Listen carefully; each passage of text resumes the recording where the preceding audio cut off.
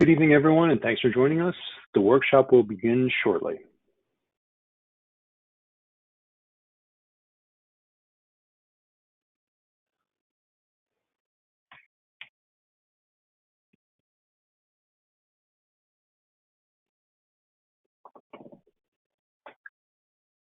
Good evening, everyone, and thank you for joining our Travel Tips Unpacked virtual workshop tonight.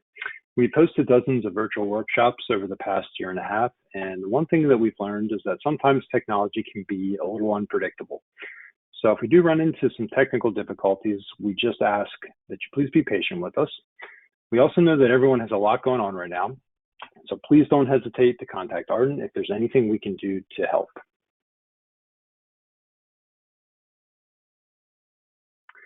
If you need to ask a question during tonight's workshop, please click the Questions tab on your dashboard and type in your question.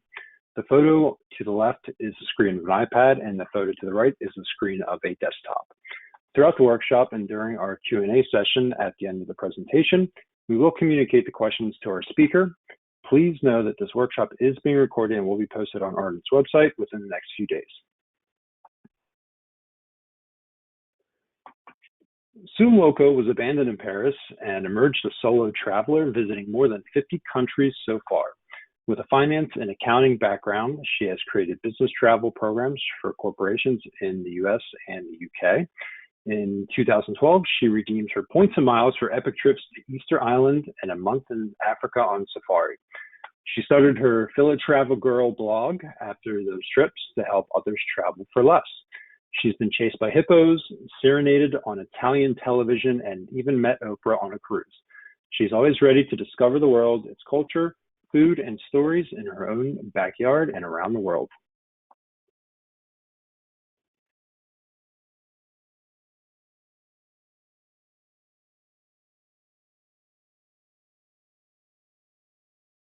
All good, Brian?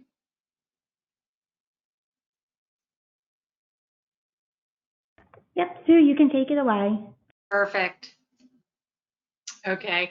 Hi, everybody. Thanks for joining us tonight. I know that it's a busy world, and a lot of us are trying to escape from our homes, especially me, because the only thing I've been traveling is my wallpaper behind me for the past year and a half. So I'm really excited to be here. Thank you to Arden for having me. And a few housekeeping tips here. As mentioned, you'll see the chat and the question box on the right side of your computer. So please use that during the conversation. If you have questions, if there's enough, we can stop and I'll answer those. Otherwise, we'll save them to the end. Last thing is, I don't follow the rules with the presentation. So you're going to see lots of information on a slide.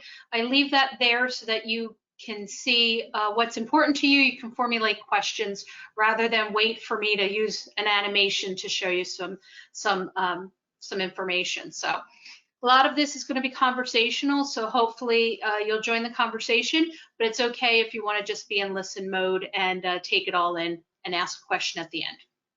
So we'll begin. Let's see what we got. Ryan, I don't have access to the slides to share. Oh, there we go. Okay, so these are new slides. I'm just going to let you know now. In terms of vaccinations, I pretty much had to get every vaccination known to man when I went to Africa. I went to Botswana. They required yellow fever. So countries have had vaccination passports and requirements for many years. Your choice to get vaccinated is on you. So the countries right now and the things that I'm talking about, you'll need to decide for you and your family about your vaccination status and or your testing requirements. While some countries require vaccination and testing, others require vaccination, and some other vendors are requiring testing only. So you really need to do your research. These are changing every day. So apologies if something changes tomorrow that I've told you tonight, because the countries around the world are constantly changing for this. So with that said, we need to understand what a quarantine is. I have friends who are traveling recently and they were on their way home. They got a test to get onto the airplane, tested positive, had to quarantine. And that has a different meaning around the world. What is quarantine? Are you totally isolated 24/7? Can you actually leave to go to the pharmacy, to go pick up food? And is it a government mandate as it was in Italy and France last year? So a lot of that is going to come into play when you talk about travel insurance. And right now, travel insurance is also a moving target. There's a few companies that I've listed here that do have coverage for COVID, but you really need to read the fine print if it's in travel interruption and what happens if there is a quarantine. Again, it's very specific on how they decide what qualifies, and if your hotel is paid or your lodging is reimbursed, what happens with your airfare. So it could cost you a lot of money if you have to quarantine somewhere or not be able to come home. So these are a lot of requirements and things to take into keep in mind when you're planning a trip. And it's also a few things that have kept me stateside right now, because I don't have vacation time, nor do I have a lot of money in case I had to quarantine or not be able to come home and I was in Europe. So again, everybody's different in terms of their risk tolerance. So it's really important when you are looking at travel insurance, if you do, to understand what it actually covers, what it doesn't cover, what you are responsible for, and also to make sure you have a good data coverage or internet plan, because if you are in another country and you get stuck, who do you have to call? Is it going to be expensive to call them? So there's a lot of things that I never really considered in the past that I'm having to do so now. So I'm hoping to share that with people when we go through this. Also, I travel. Sometimes I take my mom. Usually she invites herself, but she is on Medicare, and Medicare is not covered outside the US. So I always buy travel insurance, medical insurance coverage for her. It's really important. When we were in Paris, we met a woman who twisted her ankle on a cobblestone. And my own mother was yelling at me that I booked a hotel room with a bathtub instead of a walk-in shower. So there's a lot of things to consider when you're traveling, somebody who is older or has limited mobility. But one of those things is what if? And I think in the past year, there's a lot of what ifs. I don't think they're going away right now. So then you come down to, do you use a travel agent? Pay them to worry about everything, which I've done in the past. Do you do it yourself? Log into Expedia, log into American Airlines, book your own, and then you're in charge of it all. Or are you going to look at tour groups? Again, another way to offshore the risk and have somebody else take care of everything, and you just get on the bus, you follow a schedule, you eat at a certain time, you go see this attraction. So there's a lot of things you can do, and you may actually change the way you travel or what you thought you wanted to do. You may look at trying to mitigate the risks here. So, and also if you need to make the slides bigger, at the top, you'll see a zoom. Some of this is a little small. So we'll go through this. There we go. Oh, this is the slide that's small. So in the past, and also, you know, at any time, the Department of State is a great resource for looking at what are the requirements to get into a country. Again, when I went to Botswana, it told me I needed a yellow fever vaccine. It told me if I was traveling to these other countries, what was required to get into the country. You'll also see if there's any warnings. And you have to look at those based on again, your risk tolerance. The warnings can be as easy as or simple as there's going to be a hurricane, or there's planned disruptions to all-out civil war. So there's a little, you know, a level there with severity of a warning. Also, the Smart Traveler, it's called STEP, get to enroll. If you are traveling overseas, you can enroll yourself and your traveling companions for free with the Department of State. It lets the embassies know that you're in country, and then you can decide if you want emails or texts when there's updates. Again, back to Botswana, I received a text message that there was a protest happening in one of the cities. I wasn't near the city that day, but it was helpful to know what's going on in country. And then again, the embassy, they'll kind of know that I'm in the country. Don't know that they're looking for me, but at least they know I'm there, or at least planning to be there with my hotel and everything listed. Other features, I mean, we all talk about first aid kits. Now we're taking vaccine cards and, you know, all of your medical cards. Always take your prescriptions with you or a copy. A lot of medications don't have the same name in different countries. If you needed to, again, if you got stuck for 2 weeks, do you have enough medicine with you? Do you have enough contacts with you? All these things, again, I never thought about in the past, you need to think about. With the prescription, some are regulated in different countries, others are not. So it's always good to have your doctor's prescription or be able to access it. Now with a lot of online health systems, you can access that online. In terms of passport, I always make a copy and leave it in my drafts folder of emails so you can access it. Or you can take a picture, but if your phone were stolen, I wouldn't want that on my phone. So I keep it in my drafts folder so that way I can find it and have access to it from any place I can get internet coverage. Let's see, the last thing, pretty much covered that. Now you can take 12 ounces of Purell. Yeah, that's, again, that and masks. So some of the European airlines have now said you need to wear a medical mask or other stronger mask. You can't wear cloth masks. So again, this is changing every day. You just need to keep up to date. In terms of a trip, I mean, we all have traveled, hopefully, I think we've all traveled, and I've been asking Ryan about his trips, and he's looking to go to Italy. And if you guys want to share in the chat, you can list where you guys want to go, why you're here, what you're trying to accomplish. But Ryan and I can both go to Italy. We could both go to, say, Rome, and we'll go to Venice at the same time. And we will not have the same trip. We'll have showed up in the same destination. He stayed at a fancy hotel. I'm at a budget hotel. I've used private guides. He's using group tours or free walking tours. He's eating at different restaurants, and I'm, doing shared meals with friends. So no matter where we go, we're always going to have a different trip than somebody else, even on the same trip. I've been on trips with friends and we decide to go our separate ways at certain points. So it always is different, and you really can't compare your trip with somebody else's. And in saying that, there's a million combinations when you are traveling. So, don't feel bad if you decide you want to stay in a hostel for $17 a night and your friend's staying at a fancy hotel. You just have to do what's best for you and your family as well as for your budget. And here are just the combinations. I mean, most of our money is on the left for transit. Then you get into the lodging choices, and then your food, fun, and memorable experiences can be cheap to very expensive. And when I talk about, traveling and where you're going to book your trip, a lot of people just go online now. They're bypassing travel agents who are charging a fee, and they're trying to book it themselves. And what happens is people spend a lot of time comparing the same things to save a few dollars. So you really need to do your research and understand what your time is worth.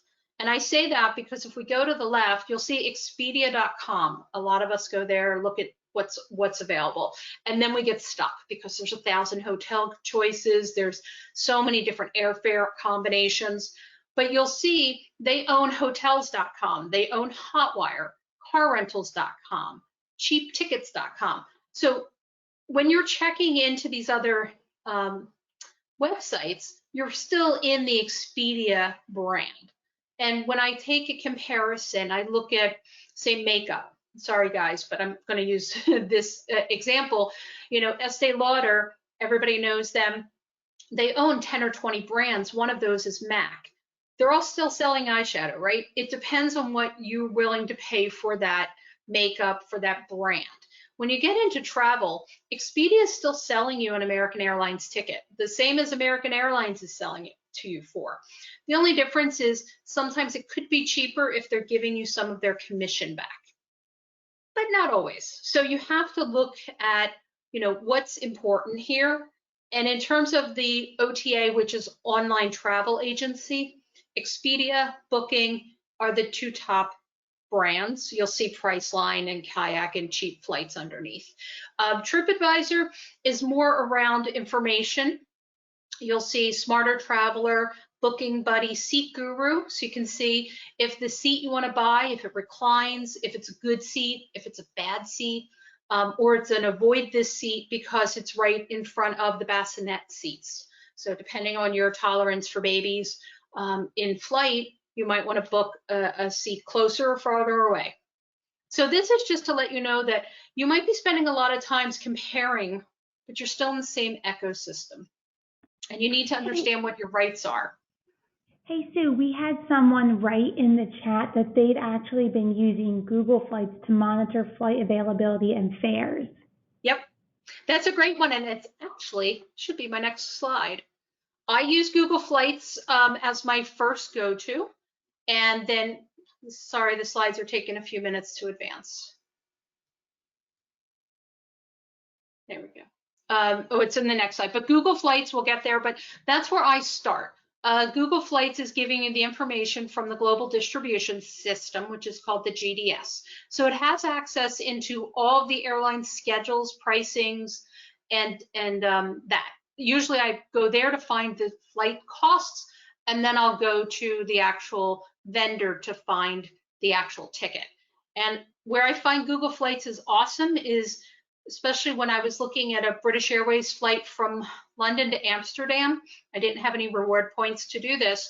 I went to British Airways and it said it was $465. I went to Google Flights and it said if you left an hour earlier, it was $123. British Airways isn't going to show me that. It's there, but it'll take a little longer to get there. So Google Flights is always the first place that I start. And when we're talking about, airlines, that's the bulk of the money. We'll get to how you're going to save your money. And you have to understand the alliances. Here in the US, we have 3 alliances. We have American Airlines is with One World, United is with Star, and Delta is with SkyTeam. Alaska Airlines, that's a little advanced points knowledge there, but they don't have a partner. They're not aligned with anybody, but they will partner across these alliances.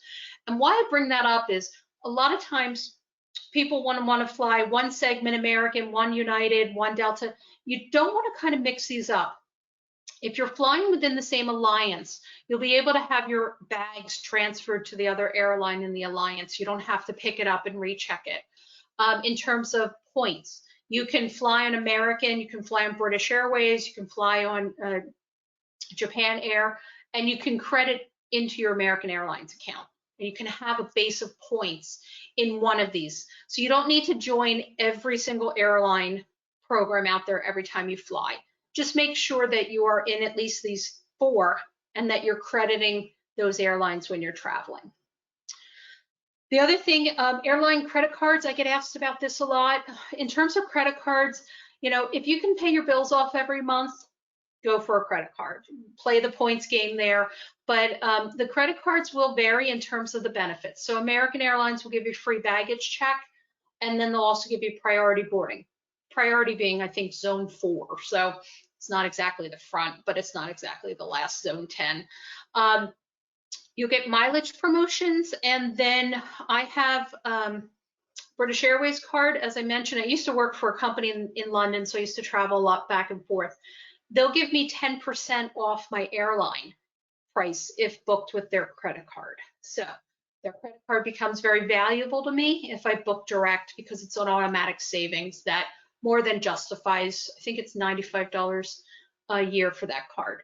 So the con with airline credit cards is that your points are stuck in the airline, and points are different currencies. So you want to have it where it has the most value. And a lot of times that's at the credit card level, where it can transfer into a hotel or an airline or into some cash. Now the points and mileage stuff is a little bit more, I could talk for hours just on points, but this is a very general class. So if you have specific questions, pop them in the chat and we'll get to those toward the end. And then the last point on this, I was 35 a while ago, and I joined AARP. I didn't care that I wasn't 50.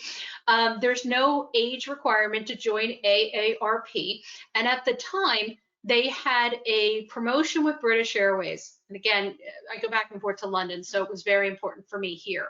I paid $16 a year and was able to get anywhere from $150 to $400 off a flight, depending on the class. And then I stacked that against my British Airways credit card. So I was able to get 2 discounts on that airline. Had to book direct with British Airways, couldn't use a travel agent. So there are a lot of different ways you can save money. But again, it goes back to flying what airline, where are you going on a regular basis, and how are you loyal to those airlines. Okay. Again, this is just showing you American has 13 airlines and a connecting partner. So this is helpful when you're trying to plan some of your points trips. You want to stay in the group again, so you can interline your baggage, and that you can have, if your flights are canceled, it's easier to rebook you across the alliance. That's a quick slide. So back to, what's your time worth? One thing always, when you're looking for airfare, clear your browser, clear your cookies, clear your cache. If you don't know how to do that, Google it. You want to do that on your laptop. You want to do it on your iPad. You want to do it on your phone. Before and after each airline search. I've done this with airlines. I've also done it with hotels. Search on my laptop, search on my phone, come up with different prices. That bothers me. It's really annoying not to be, have consistent fares. I almost feel cheated in a lot of ways, and it seems like it's a game, and I hate playing games. Just want to fly somewhere. So make sure that you are doing this. In terms of fares, it's not cheaper to buy a fare on a Tuesday night at midnight. All of that stuff is over. The flights are pretty full. There's not a lot of supply because the planes were taken out of inventory last year with COVID. So what you need to understand is the fare buckets. And I'm not going to get into all the different fare codes, but generally, I would say most of us are flying coach. In coach, they're going to have the cheapest fare available. They're going to have so many seats. When those seats are gone, it moves to the next fare bucket, which is higher. And it keeps doing that to fill the plane. So when you're looking for, maybe you look for one ticket and it's $250, but then you look for 4 tickets for your family and the tickets are now $300. What's happened there is there's only 1 ticket left for $250. If you need 4, it moves to the next fare bucket. And that's why everybody sitting on a plane has paid a different price. Again, annoying. Somebody in the middle is paying less because they could have different fares in those carry-on only middle seat fares going on right now. So that's really important to understand. If you're looking, and again, you go, oh, I saw this cheap fare, I'm going to keep looking. The more you look, these search engines, these algorithms, they know you're looking for a flight. They know, and they're going to start chasing you around the internet. I had that for a hotel. It was chasing me for about a day. I looked at this one hotel and then I kept getting ads every website I went to telling me about different deals at this hotel. You'll see the airlines do that as well. So if you see a fare, it's in your budget, book it. You have 24 hours to cancel it if something were to change. But don't wait, because the longer you wait, the higher those fares are going to go up because the lower fare buckets are being used. So that's usually a big one here is, different prices, people searching for hours to save a few dollars, and then you find out you're not comparing apples to apples. Southwest is free baggage. Other airlines, you have to add baggage. You have to then pay for a choice seat up front. So choice seats will be up front to get you on and off the plane quicker. Decide if that's important to you and your family. One good example is I actually paid for first class because I was carry-on only, connecting in Denver. I had 1 hour to make the connection, which I thought would be enough time. It wasn't. I was the first off the plane, very first. I had to go from gate 17 to gate 70. So I was still in the airport, and when I looked at it, by the time I was done, it was more than a mile I had to walk in this concourse. Bathroom, all this stuff. It was really, it was a really close call. But had I been in the back in coach, I would still be getting off that plane. I would have missed my connection, and it was a really small plane to a really small airport I was going to. So those are also things you need to consider when you're booking your airfare. And a lot of times you don't think about that. You don't think, if we're going to Disney World, who cares? We get off. It takes 40 minutes to get off. We're in Florida. We're happy. We'll get to see Disney. But if you're connecting or you can't wait all that time on an airplane, or you have small children with you who are not as patient while waiting to get off the airplane, or you have small toddlers that need to be in the bathroom. I mean, I've traveled with little ones. You know, you have a lot of different considerations in terms of your time and your money and your patience factor. So go through there.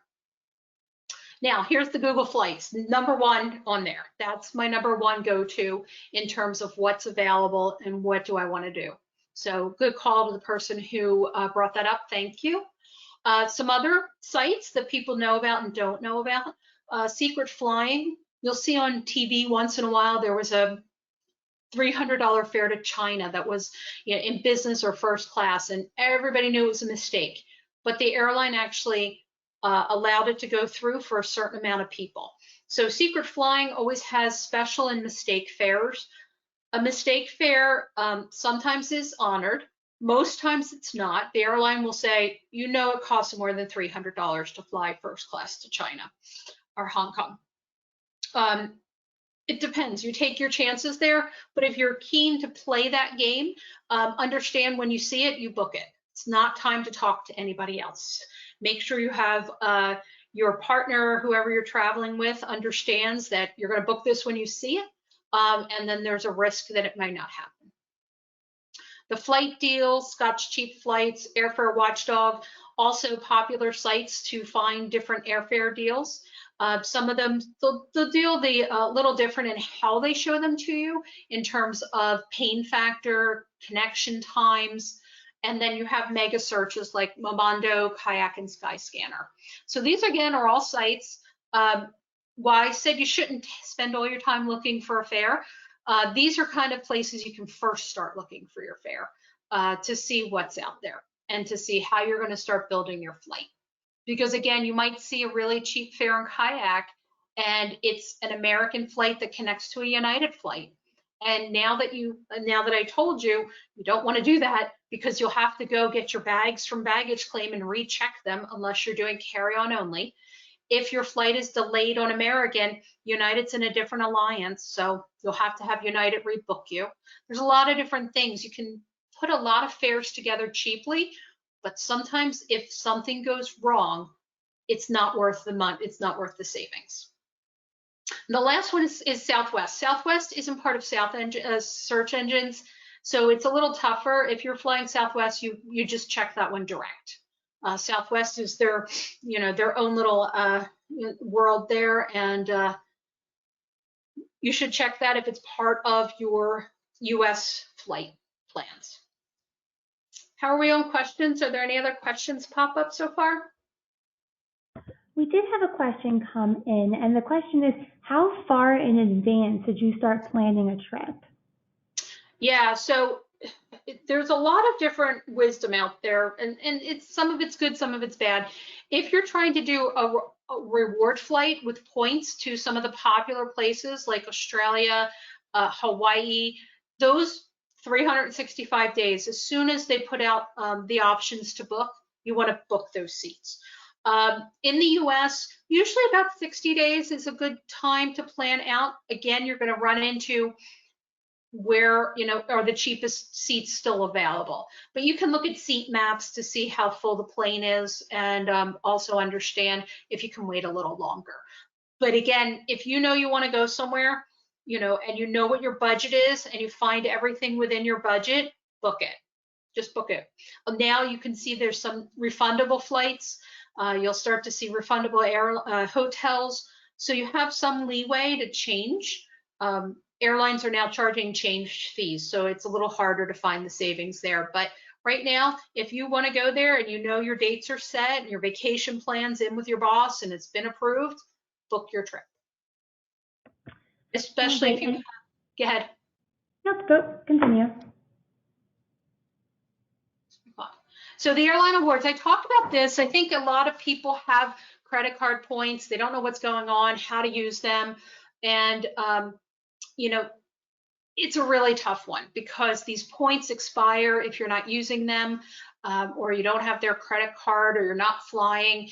And the other thing is you don't know if what you're seeing is worth it and you don't feel like you have enough points.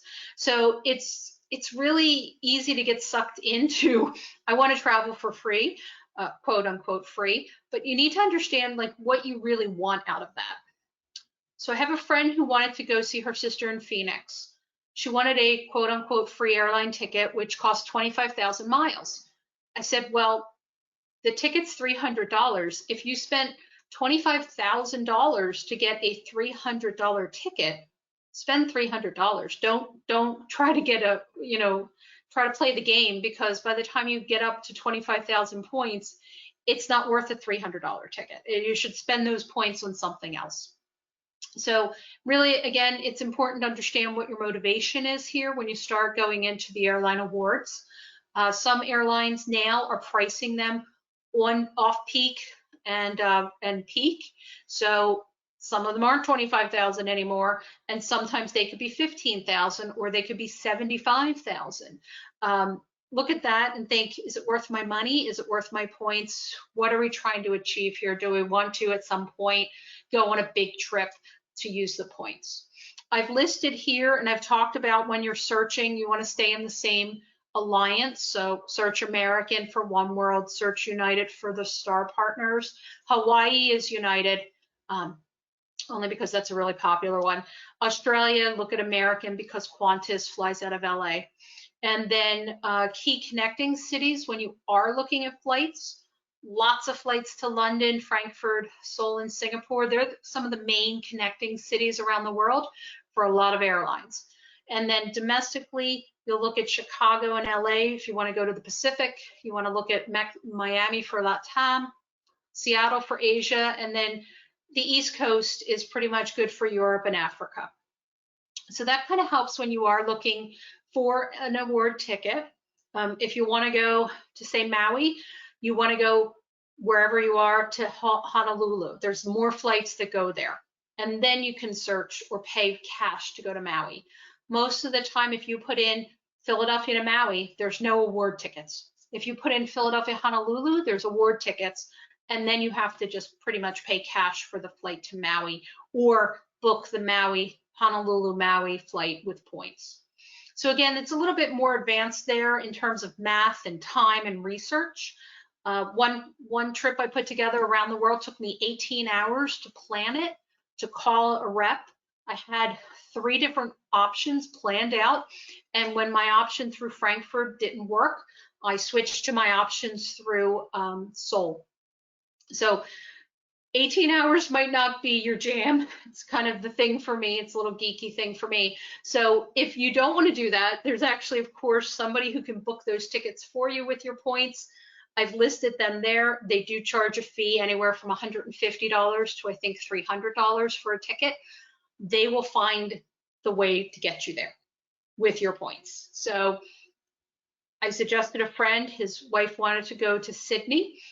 He didn't have enough points that I could see. He called one of these people. They said, we're going to transfer your American Express points into Delta and transfer Delta into, at the time, Virgin Australia. I didn't even see that play. So they know a lot more about what can and can't be done, where the inventory is. So it might be worth talking to them. Okay, so everybody's wondering, well, we haven't traveled in 18 months, so I don't have any miles, right? You don't need to travel. There's 2 ways you can earn miles and points and credits. One is the airline shopping mall, which I always forget about until my package arrives and I think I could have earned some points. So each of the airlines, you go through the shopping mall, they'll have different everyday values of, Walmart and I think Target and Lululemon. I've put some places, Home Depot. You can buy through their portal. So you just click a link and it takes you through right to the Home Depot page, and you buy your stuff and then you can go pick it up if you want or ship it, and you can earn points plus your credit card miles if you have a card that does credit card miles. If you don't and you're using a debit card, you can still earn travel miles because you've gone through the airline portal. So one of the best deals I had, I need a toner cartridge. I don't care where it came from. I'm not brand loyal. Just need to pay too much money for toner cartridge that runs out of blue. $50. There was a bonus 3,000 point vendor. So I made 3,000 airline miles for spending $50. 3,050 because the airline miles. If I had done that with a credit card, I would have had to spend $3,000 on a credit card, or $1,000 on these special credit cards with a 3% earning. Or if I flew, I would have spent up to $1,000 to get the same amount of miles. So if you're doing a lot of online shopping, as many people have been in the last 18 months, there's no reason not to go through an airline portal and start building up mileage here and there, 50 miles, 100 miles. You don't have to travel and you can earn your miles. Well, the other one is travel referrals. This is Refer a Friend. Airbnb used to be great for this. They've since shut that down. But if you refer a friend and then they book, you get money back. So those are another way to build up credits. With Airbnb, I used to share those codes on my website. People would get $25 off of their booking. I would get, I think, $15 off of my booking, but that expired. But that's one way where people can, book, and then you can earn money that way. And you can do it with friends and family too. We're good on time so far? Yes. So we've covered airlines, so hopefully you'll find some savings in what I talked to you about there. You want to always make sure that you're booking what's in your budget. You see it, book it. And then if you need to, talk to a travel agent. Sometimes they have access to things that you don't see. You pay $25 to $50 for a travel agent, but in my experience, my travel agent has saved me more times than I can count, and she's worth more than $50 each time. So those are also another reason when you want to look at how much do you want to be responsible for when you're traveling, how much stress do you want to deal with, and what's it cost you. When it comes to lodging, I'm a big boutique hotel person. So I don't like really big hotels or get lost in this. I like personal attention, hotels under 200 rooms or under 100 rooms. That's my style. So I know if my friends want to stay at X hotel, they joke actually with me that it doesn't have room service or it doesn't have turn down service. I'm fine with that. But I prefer some boutique hotels in different countries. I love the experience. I like to see the design style. Now, my other friends are like, don't care. I'll put my head on a bed, doesn't care as long as it's clean. That's all they care about. And this is where you can also save a lot of money when you start looking at hotels. You have your large brands that we see here in the US, and there's alternatives that are in the UK, in Europe, that have started to come to the US. Some of those would be the Hoxton, which was in London. Now it's in New York City. They have a room called the Shoebox Room. It's for 1 or 2 people. It includes a breakfast every morning. It's a small room. It's basically a bed, your luggage, a nice little desk, but it's not exactly spacious. So that's a great way to, save money, get a high design style hotel, and it has breakfast, right? So you can figure out your price points there when you're searching. Again, when you go to Expedia and you have 1,000 hotels coming up to choose from, it's just too much information. So I think once you figure out what your style is, then you can always check those hotels or limit your searches to those hotels. Also, you might join their loyalty program and try to stay within those as well. And one of the things on here that I didn't, oh yeah, I did list it. So Club Quarters is in the US. They have a few in London. They were built for business only. So they're not fancy, but they're self-service. Because people haven't been traveling for business, there's some great deals there. One of the hotels is about a block away from the White House. So they have great rates. You can go and find those guys online, and they're kind of a business traveler secret. Again, not the fanciest, but if I can stay up in New York City for $150 a night, I'm all happy. It's a great hotel, great locations because they're in the business centers. Thing here on the right is an example of referrals. One of my favorite apps is Hotel Tonight. You can book a hotel for tonight, but now they go out probably a week or 2 as well. So these are last minute deals at hotels in different cities around the world. And if you use this code, you'll get $25 off your booking. Again, if you share your code with somebody, they'll get $25 off and you'll earn as you go along. Hotel Tonight I've used when I needed to go to New York in 2 days. I got a hotel for $100. It was a 4-star boutique hotel. between Times Square and Radio City. It included breakfast. It was $100. Their website wanted $300 for that night.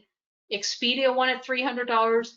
Every other website wanted at least $300, and I paid $100 for that room. It was a small room, I'll give you that. It was kind of like the size of a cruise ship cabin, but it was $100, and I didn't need to get fancy. I just needed a room for the night. So I like to go into Hotel Tonight to do some research into hotels I've never heard of that have been vetted, and also not always part of these large chains, so you won't get your points. So you have to have some trade-offs. And the last one on here is the Pod and the Yotel. Also in some city centers, if you're going to New York, they will have smaller rooms, fit about 2 people, usually 1 to 2 people. So you can save some money. They have communal spaces for entertainment and for food. So they're nice. And then the last one, if you have family, the Moxie, New York City is one of them. They have 3 there now. They have bunk beds in their room. So if you're traveling with children, they have room accommodations that will include bunk beds. So New York is notoriously expensive, high prices, small rooms, but there's a few hotels that will, be good for families that you can accommodate for a lot less. Are we okay on questions so far? Yes, so far we're good. Okay, hopefully I didn't put anybody to sleep. So Airbnb. So I've had great Airbnbs. This was the first one I stayed at in Venice. It was right on the canals. The listing didn't say that the gondolas went by outside singing most of the day and playing music. It was fun to watch for a while, but after a while, the songs were repetitive. Wasn't in the listing, but really great location, great place, and the hosts were lovely. I had this was a flat apartment all to myself, and I think it was under $200. So this was a great experience. I stayed at another Airbnb on the same trip, and they had a loose step in the house, and I fell, and I ended up in the emergency room. So that was not a good experience. Thankfully, I was able to reach out to Airbnb. Had pictures of the place. It wasn't a safe place to stay. It wasn't a clean place to stay, and Airbnb was able to refund me. So you do have to do a lot of research to understand what you're getting, who's there, like who's managing it. Are they super hosts, which have to go through a lot of reviews and designation for what they offer and how they offer it and the type of reviews that they get. Or one of the places in Italy asked me to pay for toilet paper. I had to bring my own toilet paper or pay so much a roll they were charging.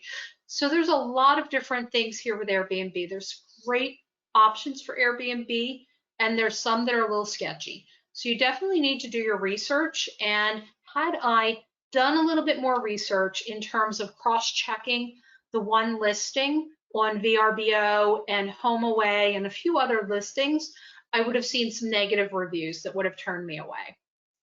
And in fact, my own negative review on Airbnb was removed, and I had to contact them to put it back up. So you do have to watch out in terms of, are all the reviews totally positive? Where are the negative reviews? And see what people are posting. So lots of great options. Sometimes they are more expensive than a hotel, but if you want to cook and have a place to cook, you want to have a little bit more room, you want to be in a certain location, they can work out really well. So again, you can have a great experience, you can have a bad experience. Overall, it just depends on what you're looking for and what your family wants.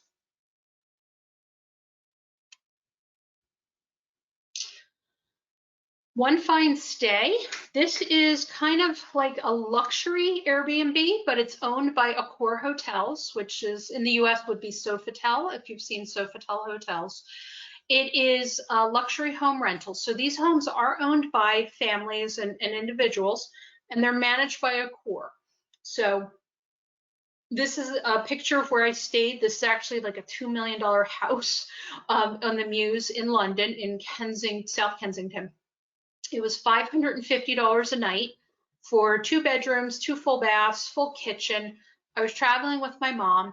We were staying in separate rooms because she snores, and have to put somebody in a different room if they snore. So we had our own rooms, and we were welcomed when we arrived. We were given an iPhone with all kinds of information. We could use the iPhone to travel, but it was also the way to get in touch with One Fine Stay if we needed anything. You could book a private chef for extra money. You could book in-house massage. You could have food delivery. They offer you a free basket when you arrive. It had coffee and tea and milk and cookies. And then they also were contracting with a luggage delivery service. So left my luggage out. They checked it in Heathrow for me. They took the luggage away, and my mom and I could just travel on the train without any worries. So these are really luxury places. So if you feel like staying somewhere where you feel like a millionaire, One Fine Stay is a great place to look. And one word of caution, you will fall down a rabbit hole once you start looking at some of these wonderful locations around the world, especially out in, I think one is in Napa, that was really nice. So One Fine Stay, some people don't know, most people don't know about this. Again, they go to Airbnb, but this is centrally managed, where Airbnb is managed by the property owner or property management company. One Fine Stay is managed by Accor Hotels. So there is some centralization to that. Okay, so now you're going to go and you paid for your airfare, you found your hotel, now you need to do stuff. So one thing, I'm going to go to the bottom and work my way up. One thing is you need to eat, and you can reserve on OpenTable. If you're not already using OpenTable, I know here in Philadelphia, some of the restaurants are not walk-in anymore. You have to reserve on OpenTable. One of the things that is lesser known is that on OpenTable, you earn points. We know that. But people didn't know you can redeem those points for discounts, hotel discounts if you book through Kayak, or what I like better are gift cards for Amazon. So now I can buy toiletries, I can buy luggage, I can buy a camera, I can buy all the things I would need to take on my trip. So depending on how much you like to eat here at home, try to use OpenTable, earn your points that way. Again, different ways to earn points that you can convert into travel savings. And now I'm going to work my way up. Free walking tours, they're not free. You have to tip. I've seen people take these tours and tip nothing or $1, and I've seen people tip more. So the people that offer these tours, it's their time, and they do have a risk, and people might not pay them. So if you do choose to do a free walking tour, I do ask that you be considerate of the time and look to see what a comparable tour might cost, and then try to tip accordingly. Airbnb experiences, this is something really interesting. Similar to Airbnb in terms of I host you in my house or in my room, these are people who are offering to be tour guides in cities or different experiences. So if you go to London, you can do Learn to Make a Fascinator, which is those hats that you see whenever they show royalty and other different events. But in New York, I did a walking tour of the Brooklyn and the Brooklyn Bridge. It was $30 for 3.5 hours. There were no comparable tours. And the person who was leading the tour was a local artist and also an au pair. So he had some pretty good insight into really where we should take photos. He also had good insight into where we should eat for less. So Airbnb experiences, people don't normally know about that, to check it, but you can support the local economy and small business owners and artists. In Spain, you'll start to see Devour food tours, food tour. Great way to see a city. It's to taste your way through a city. And they'll also accommodate if you have food allergies. In Spain, I have a lactose issue. It's the first time I've eaten cheese, and I can't even tell you how long, because they arranged for me to have a sheep's milk cheese. So they will work with you there, and I was full. So tip, don't eat breakfast before you go on a food tour. I ate breakfast. I stayed in a bakery hotel. The hotel, it was a bakery on the ground floor, so you woke up to the smell of fresh bread and croissants. It's hard for me not to eat that, so I ate at the bakery hotel and then went on a food tour, so a little bit too much food. Walks of Italy is now, they just got bought out actually. They do private tours, usually 10 people or less on their tours. If you want to go see the Last Supper in Milan and take a walking tour and climb the Duomo. If you're in Italy, you can do some of these speedboat tours that take you down the canals. So Walks of Italy is also a small business owned, which is nice.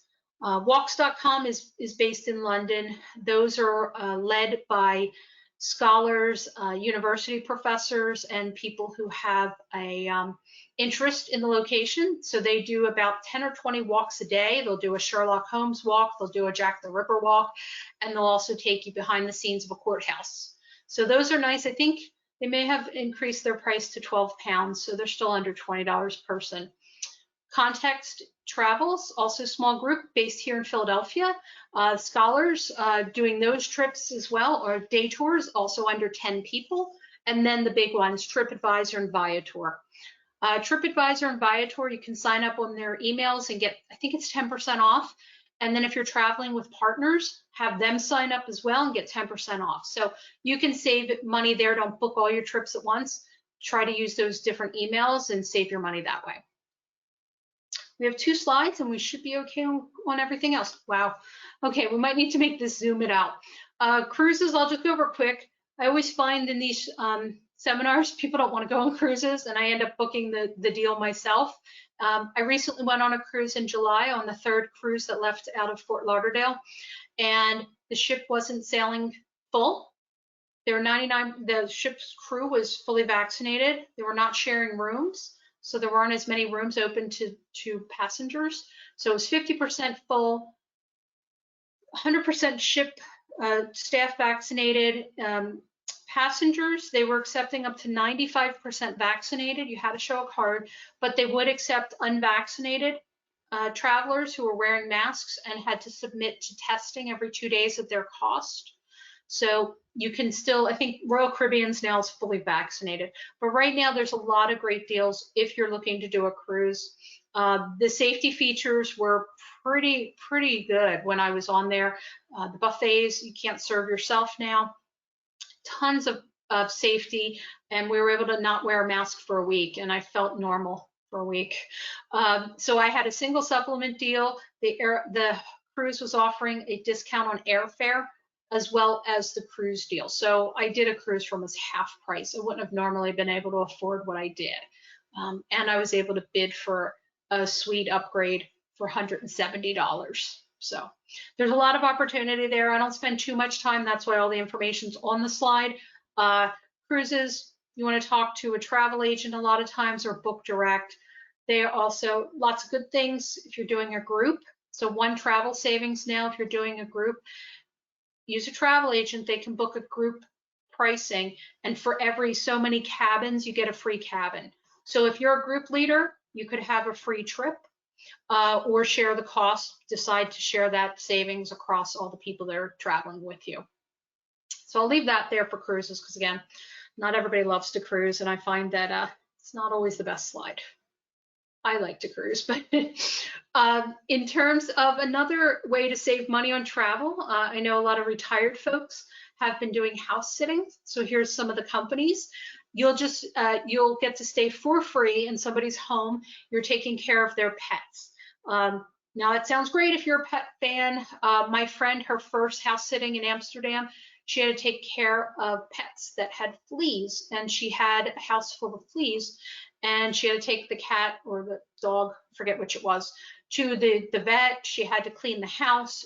It was a nightmare. I mean, reading her account was definitely a warning into researching who you're pet sitting for. But I have friends who do this around the world. The world's opening again. You have to go through these sites, and they will match you, and then you get to stay for free. And if you like pets, you can have chickens. It depends if you're on a farm, or you can just have one dog. You can have multiple dogs. My friend did take care of a dog who had to wear a diaper. So again, there's a lot of different ways. How much do you want to do for your free lodging? But these are definitely interesting ways to travel that aren't spoken about in larger conversations. And I think the credit cards, my last slide here, I talked about making sure you have good credit, pay off your bills in full, that you can afford to spend the minimum to get your bonus points, and you should never go into debt for points. Never, never, never, never. Don't go into debt. Some of these cards, for example, you might say $550 is too expensive for a fee. You have a $300 credit for travel, you'll get pre-check, so that's $400, so the card becomes $150, similar to other cards out there. One way I have done this is I've opened up a credit card, got the bonus points. It was 2 nights in a Hyatt hotel. I used it in London because, again, I go to London a lot. I got $1,200 worth of hotel for free, and I spent $69 to open the card. So again, I ended up closing that card because I wasn't staying at those types of hotels anymore. So you do have to look at that and your credit score to understand if it's a good or bad thing for you to do. Some people, that's all they do. They open up all these credit cards to get the points, but it's a game you have to watch because the currency varies. So there we go. I'm a few minutes over. I apologize to everybody. I'll open it up for Q&A if people have any questions. Yes, we do have a few questions that came in. So Great. One of our questions was, do you have any tips for finding a travel agent? Yeah, so what I do here, I have a local travel agent here in the US that I've used for business travel, and I use one in London as well. So if I get stuck in either continent, I have somebody. But there are travel agents that specialize in a certain area. So I've used like Condé Nast Traveler has a great guide on destination specialists. And I used those when I was looking to go to the Galapagos, which I can't afford right now. But there is an agent, can't remember her name right now. She only works on the Galapagos. She knows all the ships. She knows small boats. She knows all the vendors. She knows pricing. That's what she does. When I was going to Africa, I used a travel agent based in Cape Town called, oh my gosh, Rhino Africa. I met that person at the New York Times travel show. I was able to interview her and understand what she does. I was using points and wanted to learn more about her company. So I cut out the middleman of the US travel agent, the distributors in between, and went right to South Africa directly. So Condé Nast Traveler has a great guide for destination specialists. They will charge you a fee. In my case for Rhino, they did not. But some of these agents, because they don't make a lot of money on these trips, they make a 10% in some cases, pay the taxes and others. So they may charge you a planning fee of up to $250. Again, see if it's worth it. But I've found that that's a great way to find a travel agent that's on a destination or that deals with just family travel. Or I have a blogger friend who's in a wheelchair, so he has mobility issues, so he uses different people when he's booking. So hopefully that's helpful, but I always start with Condé Nast Traveler. They have a guide that'll give you, they update it each year. All right, and we have time for 2 more questions. The next question is, do airlines or hotel points ever expire? Yes, they do. The airlines and hotels have extended that because of COVID. Usually it's anywhere from about 18 months. But what you can do is those travel portals that I mentioned, you can earn airline miles that way, and that'll extend the life of your points. In terms of extending your hotel points, sometimes those are a little harder to do. If you have a hotel credit card, you can extend, or if you transfer points into your hotel account. So say your credit card is just say Chase, and you transfer 1,000 points into that hotel account, it will extend the life of your points because it just needs some activity in your account. So those are ways to extend your points without traveling.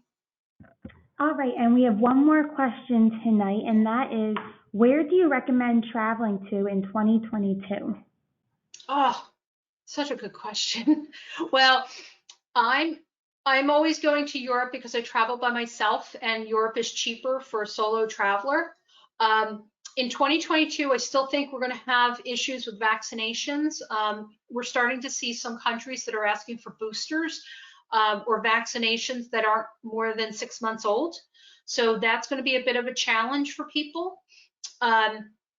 I think cruises, again, cruises are a whole subset, so I don't want to look at that. But I think London is still open, Italy. I think Europe is pretty good right now. They understand what their testing requirements are. They have lots of places to get tested. And I think right now that's going to be a safer place if you're going outside the US.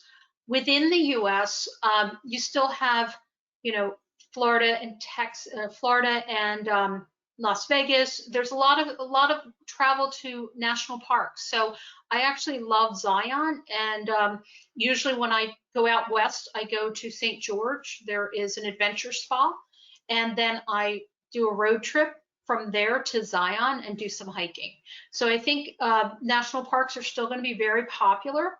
And I think Europe is going to start to come back because the business travelers aren't going there and the airlines are going to need a lot of money. So you're going to see some deals going to Europe on airlines. And JetBlue is just starting to fly to London from New York. So there's some competition. So they have some really nice fares.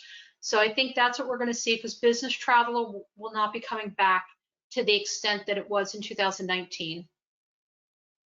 All right, and that was all of our questions for tonight. Thank you, Sue. We're going to bring Ryan back. Great, and if anybody has questions outside, when you fill out the survey, you'll get my there on my website. I'm happy to answer questions after this is over. There you go, Ryan. Okay, thanks, Suzanne. So if you're looking into financing options for your next adventure, you may want to consider Arden's no-fee personal loan with interest rates as low as 5.74% APR and same-day decisions. It's a convenient and affordable way to fund your next trip. Check out ardentcu.org/borrow for more details. And I do want to thank Suzanne again for providing some great information tonight. And we appreciate everyone taking the time to join us. There will be a brief survey going out shortly, and we would love to hear your feedback as it lets us know what to improve for future workshops. Once you complete the survey, you will receive a PDF that lists some of the helpful travel apps that Suzanne has mentioned tonight. Thank you and have a great evening.